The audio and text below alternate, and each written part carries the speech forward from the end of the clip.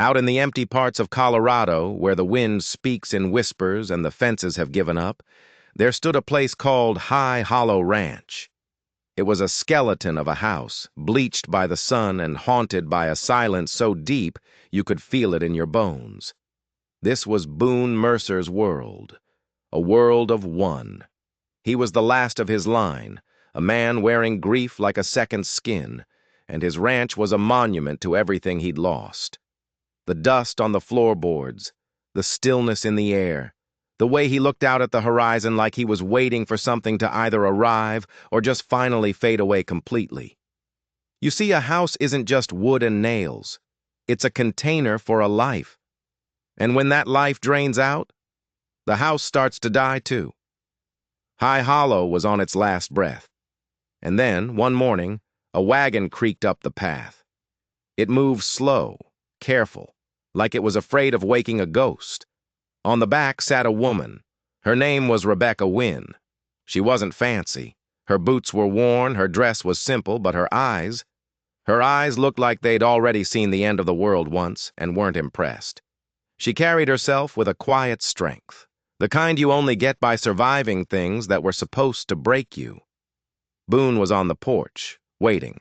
He looked at her, one long, hard look, and his voice was gravel and rust. "You're the one? Answered the notice?" She didn't flinch, just met his gaze. "If the job's still open." He gave a single sharp nod. "Kitchen's round back.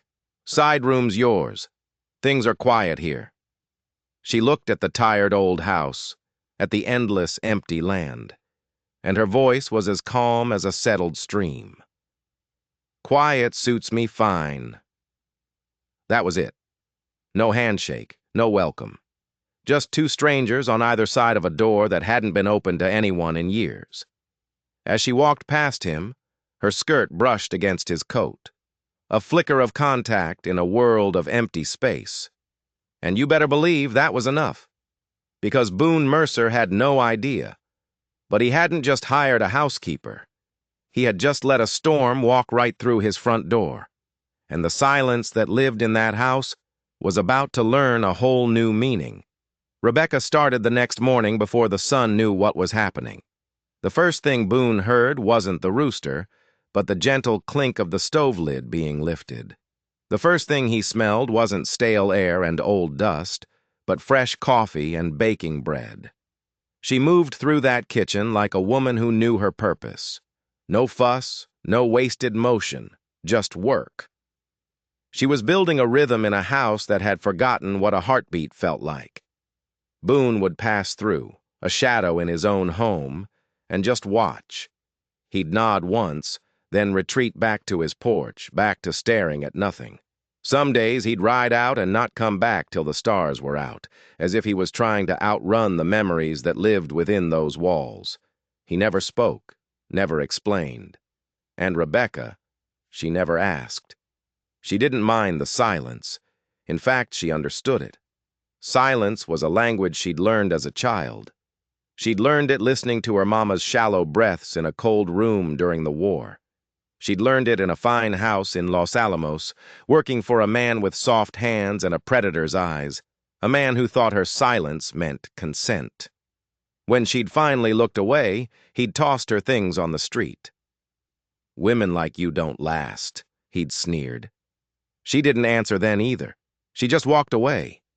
So Boone's quiet didn't scare her. It felt familiar, like a room you've spent a long time in.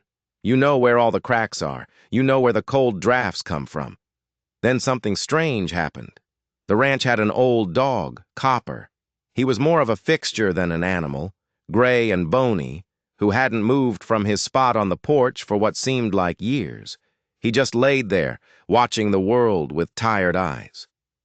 But one morning, as Rebecca was kneading dough by the window, humming an old tune her mother used to sing, that dog did something no one had seen him do since Boone's wife passed. He stood up. He creaked down the porch steps, walked right into the kitchen, and laid down at Rebecca's feet with a soft sigh. Boone saw it all from the porch. He didn't say a word, but his eyes narrowed.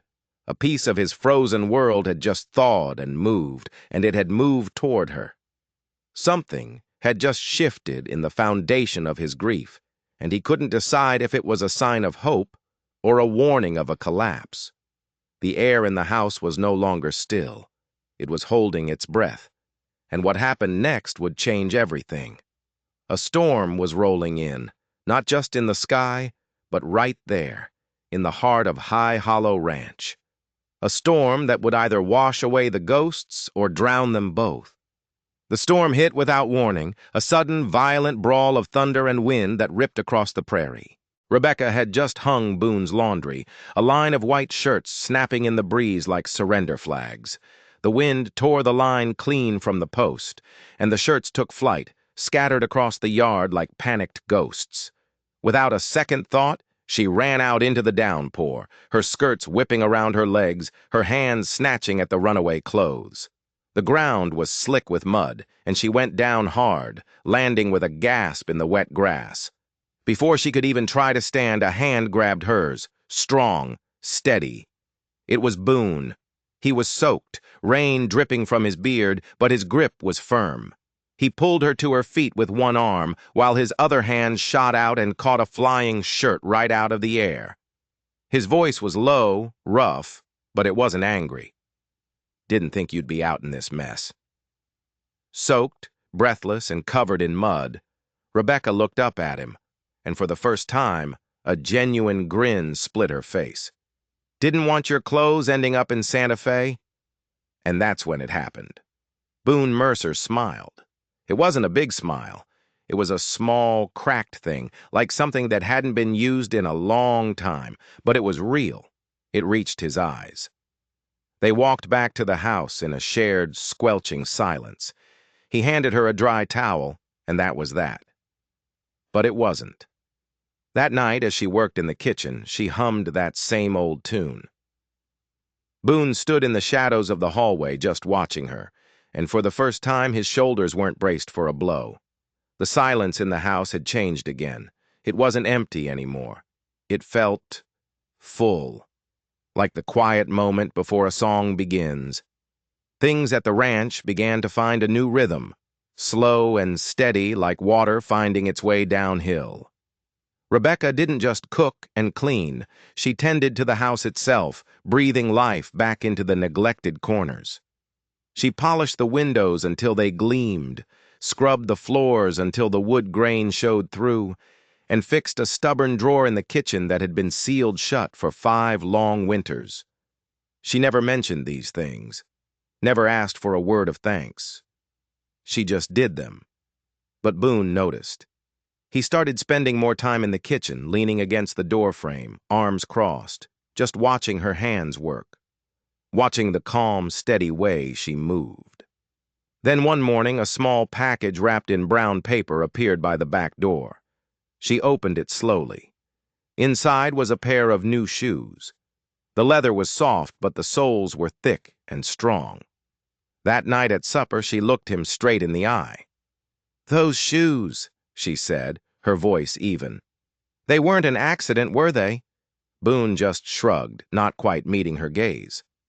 "Saw 'em in town. Figured they looked like they knew how to carry a woman who don't sit still." Rebecca stirred her stew. "They're finer than any pair I've worked in." His voice was low when he answered. "Good. They weren't meant for work." She wore them the next day. A silent thank you.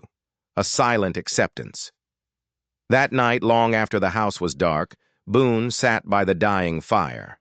He reached for that drawer in the kitchen, the one Rebecca had fixed, the one he hadn't opened since his wife died. He pulled it open. A faint scent of lavender drifted out, a ghost of a memory. Inside was a small bundle, a ribbon, a button, and a folded, yellowed piece of paper. It was the last note his wife had ever written. "Boone, if I don't make it, don't let the house die with me. Let it breathe again. Plant something. Talk to someone. Don't disappear with the dust." He read the words over and over, until the fire was nothing but embers. He'd been disappearing for years. He'd been turning to dust right alongside the memory of his wife. until Rebecca arrived, until she fixed the drawer. The next morning, there was a different weight in Boone's step. He was still quiet, but the silence seemed less heavy, less final. That evening, another small gift appeared beside Rebecca's plate. It was a silver brooch, beautifully crafted in the shape of a columbine flower. No note, no explanation. Just the offering. She picked it up, turning it over and over in her palm. The cool weight of it felt like a promise. A few days later, he found her folding linens, and he handed her something else. It was a child's drawing on a wrinkled piece of paper. Two stick figures in front of a crooked house, with bright, colorful flowers drawn all around it. His voice was tight, strained. My wife drew it, right after she told me we were expecting. He looked away, out the window, his jaw clenched. After she died, I shoved it in a drawer. Couldn't stand to see what never came to be. Rebecca didn't offer empty sympathies. She simply traced the drawing with her thumb, her touch gentle. "It's still growing, Boone," she said softly. "You just planted it different." Those words landed in the quiet room with the force of a thunderclap. Boone looked from the drawing to her face, and it was like he was seeing for the first time. She wasn't trying to erase his past. She was showing him how it could be part of a future. But you can't build a future on a foundation of secrets and lies. And trouble doesn't always announce itself with a gunshot. Sometimes it arrives in a sealed envelope, carried by the morning mail. Boone came back from town with a letter folded tight in his fist, his face a grim mask. He slapped it down on the kitchen table. The sunlight hit the crisp white paper, making it look like a tombstone. Rebecca picked up the letter. Her hands were steady as she broke the seal and unfolded the page. She read it once, then a second time, her eyes scanning every word. It was from a man named Roland Haynes, Boone's brother-in-law, a man Boone hadn't seen since the funeral. Roland claimed that Boone's late wife had left him her share of the ranch in a private will. He was coming to collect. Boone was pacing behind her, his boots heavy on the floorboards. "It's a lie," he growled. "She never would have done that. I never heard a word from him, not for years. Now he smells money and comes crawling out." Rebecca didn't respond to the anger. She was looking at the paper itself. She ran her finger over the signature, then held the page up to the light. "The handwriting's off," she said, her voice calm and certain. "The ink is too dark on the signature, like someone pressed too hard trying to copy it. The seal is wrong for the county clerk's office. And the date. This is dated 2 weeks after she died." Boone stopped pacing. He stared at her, his shock cutting through the rage. How do you know all that?" A small, knowing look crossed her face. "I worked for a lawyer once, filed half his town's records while he drank his lunch." The next day, Boone rode into Dry Creek. He took the letter straight to Charlie Merritt, the town lawyer, a man known for being as honest as he was cantankerous. Charlie read the letter, snorted, and tossed it back on his desk. "This is a forgery, Boone. A sloppy one, too. The seal's a fake, and the ink's barely dry. Whoever wrote this is an amateur." He peered at Boone over his spectacles. "Who spotted it?" Boone's answer was quiet. "Her, Rebecca." Charlie leaned back in his chair, a slow grin spreading across his face. "Well, I'll be. She's sharp, that one. You better hold on to her, son." Boone rode home as the sun began to set, the lawyer's words echoing in his mind. Hold on to her. He was. But he was also starting to realize he didn't know who or what he was holding on to. And a week later, the man who sent the letter came in person. Roland Haynes rode up to High Hollow Ranch not like a man making a claim, but like a man taking back what was already his. And he didn't come alone.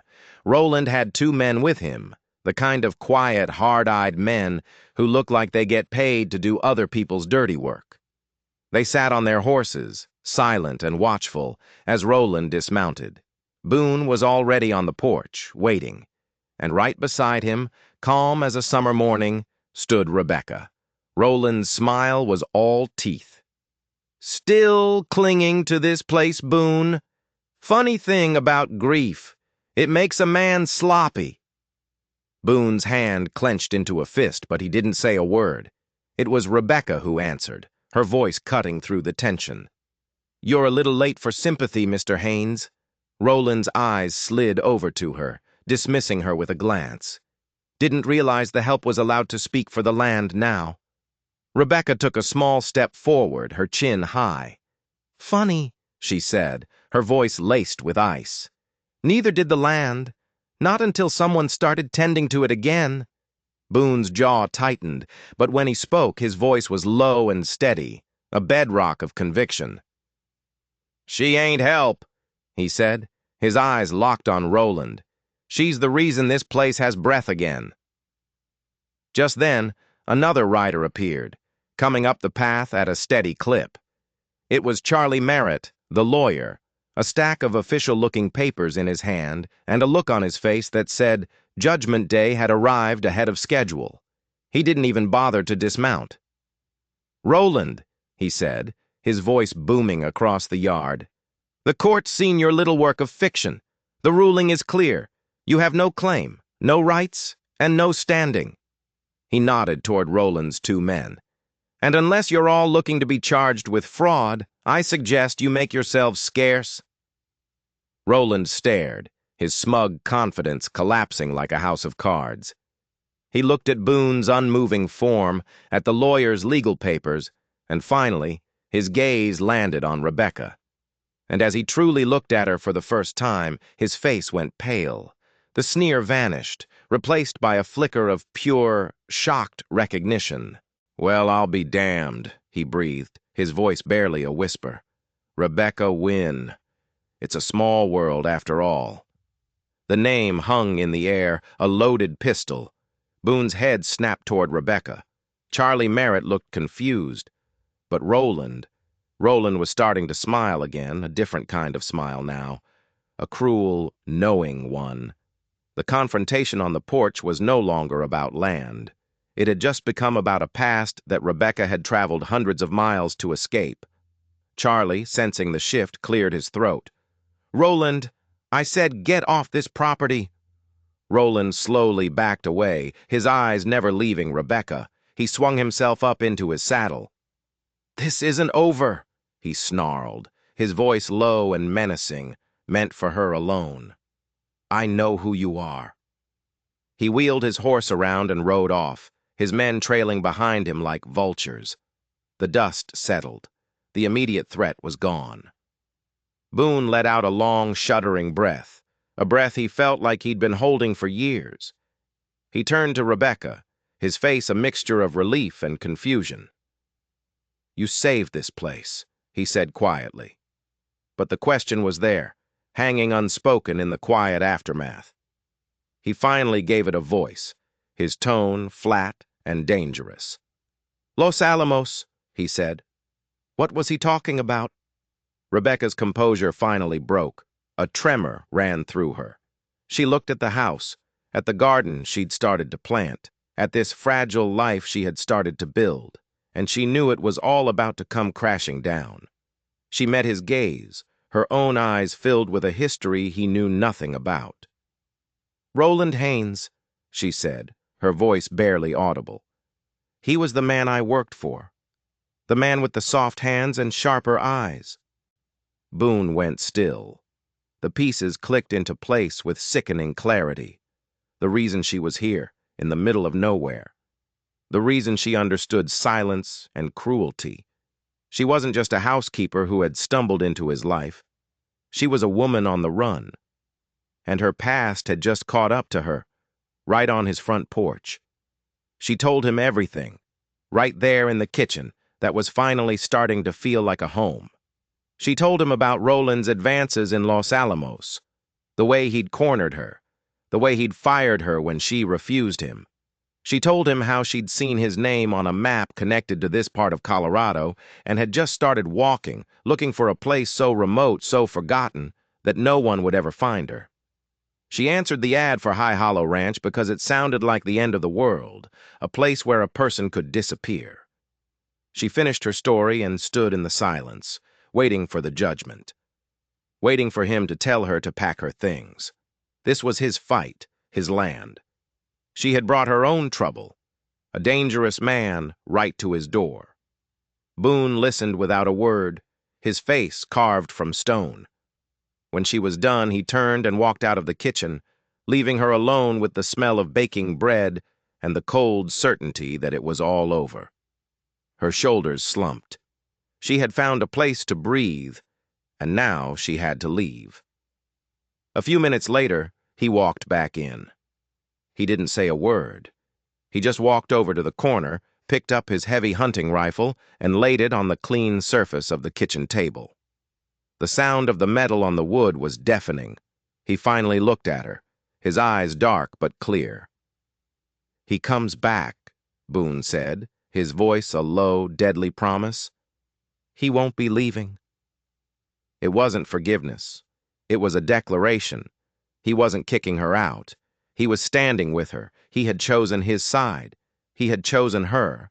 And in that moment, in that quiet, dusty kitchen, Boone Mercer declared war. The fight for High Hollow Ranch was no longer just about a piece of paper. It was about to become a fight for their lives. A few days later, Boone came into the kitchen wearing a clean shirt. There was a quiet determination in his eyes. "There's a church picnic today," he said, not as a question, but as a statement. "I thought maybe we could go." Rebecca looked up from the stove, surprised. "You haven't set foot in that town for years, Boone." "Maybe that's the reason I should," he replied. He was drawing a line in the sand, not just for Roland, but for the whole world to see. They rode into Dry Creek side by side in the wagon. And people noticed. The whispers started immediately, stirring through the crowd like a dry wind. "Is that Boone Mercer? Thought he'd gone full ghost up on that mountain. That's the woman staying with him, ain't it?" Boone didn't flinch. He just tipped his hat and walked straight into the crowd, Rebecca at his side. She walked with her head held high, her quiet poise a shield against the curious stares. Mrs. Tilly Grant, the woman who ran the pie table with an iron fist, gave Rebecca a thorough once-over, then broke into a warm smile. "You must be the one we've been hearing about. The house up at High Hollow looks lived in lately." Rebecca smiled back. "I keep it warm. He keeps it standing." Tilly nodded. "Good trade." But across the lawn, Della Fisk was whispering behind her gloved hand to her daughter. "Living together, and no ring on her finger. It's shameful." Just then, the preacher's little girl, Mary Beth, toddled up to Rebecca, her tiny fist clutching a bunch of wild columbines. She held them out. "Mama said these are for pretty people," she said shyly. "I think you're the prettiest here." Rebecca knelt down and took the flowers like they were a precious gift. "Thank you, sweet girl," she whispered. "I'll keep them by the window." Boone saw it all. He saw the whispers, he saw the judgment, and he saw the simple, profound kindness of a child. He stepped forward, and his voice carried across the picnic grounds, clear and steady, silencing the chatter. "This is Rebecca Wynne," he announced to the crowd. "She keeps my house, and she kept me from going cold." After that, the whispers stopped. People just nodded, passed them plates of chicken, and made room for them at the table. They had faced the town together. That night back at the ranch, Rebecca put the columbines in a tin pitcher on the windowsill. For the first time, the house didn't just feel lived in. It felt like a fortress. But they both knew the real enemy wasn't town gossip. The real enemy was still out there, licking his wounds and plotting his revenge. Life at the ranch found a new, deeper rhythm. It was the rhythm of a partnership. Rebecca planted a real garden out back, not just vegetables, but rows of columbines, their bright colors a defiant splash against the muted landscape. One evening, she came out to find a bench waiting for her at the edge of the garden. Boone had built it. The wood was smooth and sturdy, a silent invitation to sit and watch things grow. They started spending their evenings there, sipping tea as the sun went down, not always talking, but always together. The silence between them now was comfortable, a shared space instead of an empty one. He started leaving her other small gifts. A book of poetry left on her pillow. An apple, polished and shiny, on the kitchen counter. One night, as she was reading the poetry book by the fire, he stopped in the hallway. "Any good?" he asked. She looked up, a small smile playing on her lips. "Haven't decided. Some of it reads like the writer got lost halfway through." Boone chuckled, a low, rumbling sound. "Then it's just like real life?" Their evenings fell into a routine. She would sew, and he would read the poetry aloud, his rough voice stumbling over the fancy words. "What in the hell is a metaphor supposed to mean anyway?" he grumbled one night. "It means you're supposed to feel it more than you understand it," she replied without looking up. "Sounds like a trick." "Sometimes it is," she said softly. They were building a life, one quiet moment at a time, building a home. But they were building it on a fault line, and then came the morning Boone had to ride to Barlow's post for supplies. "Be back by sundown," he said. But sundown came and went. The sky turned from orange to bruised purple to inky black. There was no sign of him. Rebecca lit every lantern in the house, pacing from the window to the door, the old dog whining at her feet. Just before midnight, she saw him. A staggering figure in the moonlight, lurching down the trail, one hand clamped to his ribs. His shirt was torn, and dark stains blossomed across the fabric. She ran to meet him, her heart pounding in her throat. "Boone, what happened?" "Horse spooked," he gasped, his face pale with pain. "Wagon flipped." She wrapped her arm around him, half carrying him the rest of the way to the house. "You walked all this way?" He nodded, his teeth clenched. "Didn't think there was time to send for help. Figured you might not be here when I got back." She got him inside, eased him into a chair by the fire, and gently peeled away the torn, bloody shirt.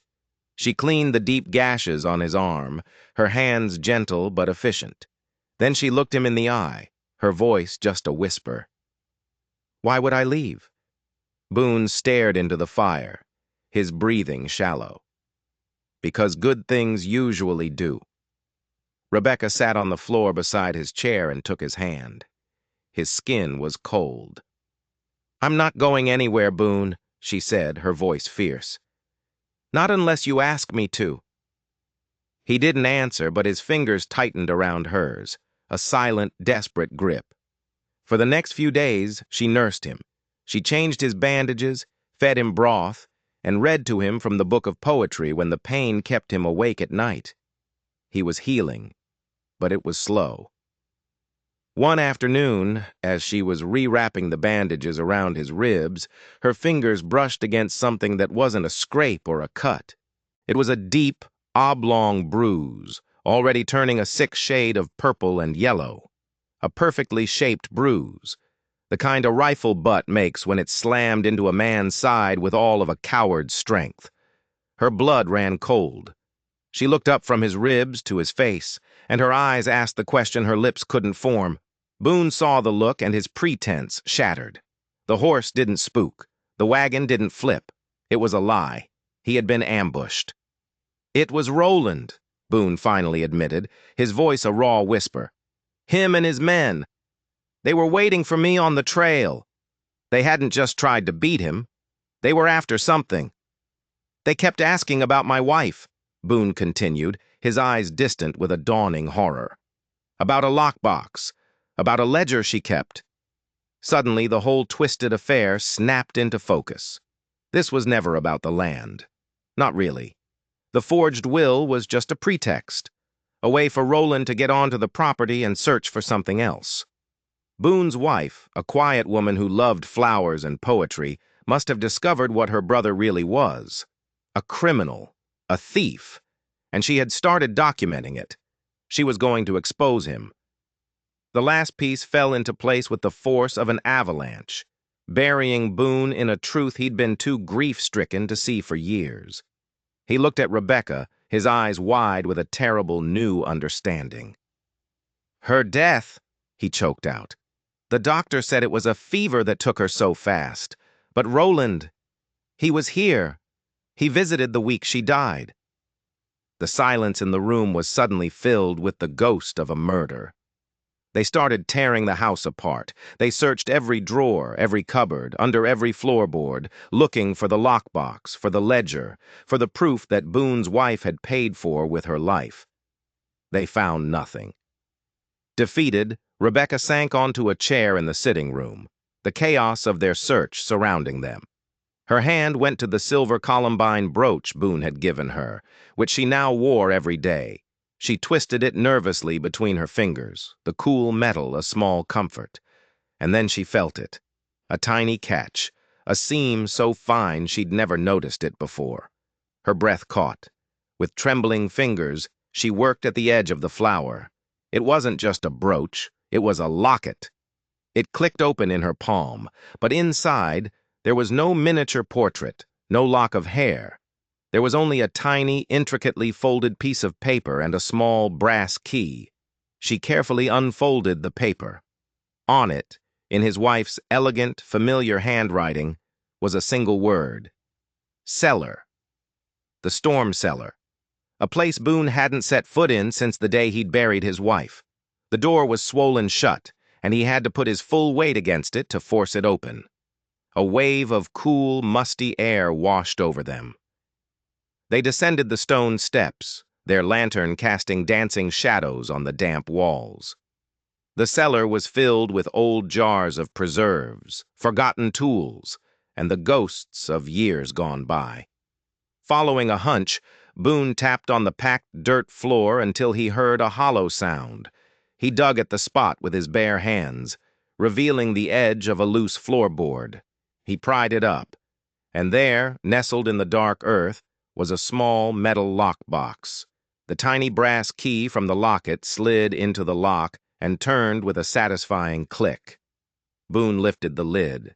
Inside was a thick, leather-bound ledger. He opened it.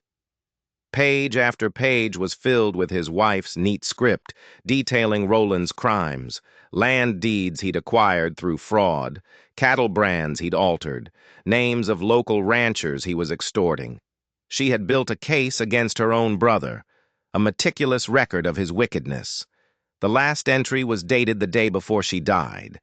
The ink was slightly smeared, as if written in a hurry. "He knows," she had written. "He is coming for me." As Boone read those final, chilling words, a floorboard creaked above them. A shadow fell across the cellar's open doorway, blocking out the afternoon light. A voice, dripping with smug satisfaction, echoed down into the darkness. "Took you long enough to find it?" It was Roland. He stood at the top of the stairs, a pistol in one hand and a cruel smile on his face. "I'll be taking that now." He descended the stairs, his men appearing behind him, blocking the only exit. The trap had been sprung. "She was always too clever for her own good," Roland sneered, his eyes fixed on the ledger in Boone's hand. "Sticking her nose where it didn't belong. I told her to burn it. She wouldn't listen." He took another step down, the pistol aimed squarely at Boone's chest. "She got a fever, a terrible, fast-acting one. Such a tragedy." The confession was cold, casual. He'd murdered his own sister to protect his secrets. "And you," he said, turning his venomous gaze on Rebecca, "you just had to show up and stir everything up again. Should have left you in the dirt back in Los Alamos."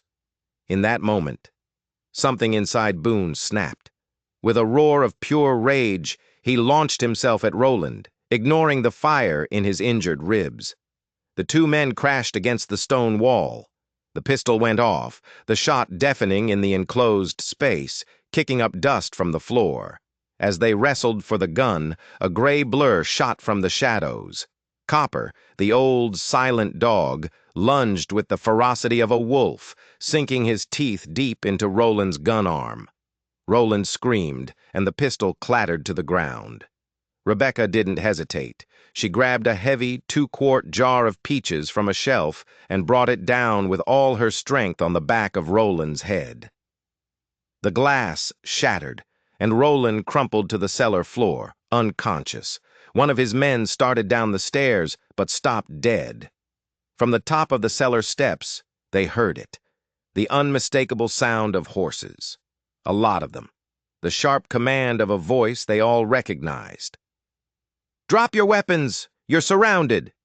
It was the town sheriff, with Charlie Merritt and a posse of half a dozen armed men right behind him. After the ambush, Boone had known Roland would be back to finish the job. He'd found a passing rider on his long walk home and sent a desperate message to Charlie. Trouble at High Hollow. Bring the sheriff. And bring guns. The two hired thugs threw their hands in the air. Justice had arrived. The sheriff clapped Roland in irons while Charlie Merritt picked up the ledger from the dirt floor. It was all over. Amid the chaos, Boone leaned heavily against the wall, his hand pressed to his side where his old wound had reopened. Rebecca rushed to his side. He looked at her, his face pale but his eyes shining with a fierce light. "I guess," he said, his voice weak, "you saved this place after all." She took his hand, her grip firm and sure. "No, Boone," she said softly. "We did." They were married a few weeks later, not in the town church, but under the big cottonwood tree behind the house. Reverend Ames came out from Dry Creek, and their only witnesses were Charlie Merritt and an old dog dozing happily in the sun. Rebecca wore her simple blue dress, and pinned to the collar was the silver columbine brooch. It was no longer just a piece of jewelry. It was a testament to a love that had bloomed in the hardest of soil, a symbol of the truth it had helped uncover. The ghosts of High Hollow Ranch were finally at peace. The silence was gone, replaced by the comfortable quiet of a shared life. They sat together on the bench Boone had built, looking out at the garden she had planted. The house behind them was no longer a tomb, but a home, its windows catching the afternoon sun like warm, welcoming eyes. It stood strong, not because of the wood and nails that held it together, but because of the two quiet, resilient people who had refused to let it, or each other, disappear into the dust. They had found each other in the silence, and together, they had built a future. If you enjoyed this story, and you believe that sometimes the most broken places can be rebuilt into the strongest homes, don't forget to hit that like button and subscribe for more tales of justice and survival. Let us know in the comments. What do you think is the most important ingredient for turning a house into a home?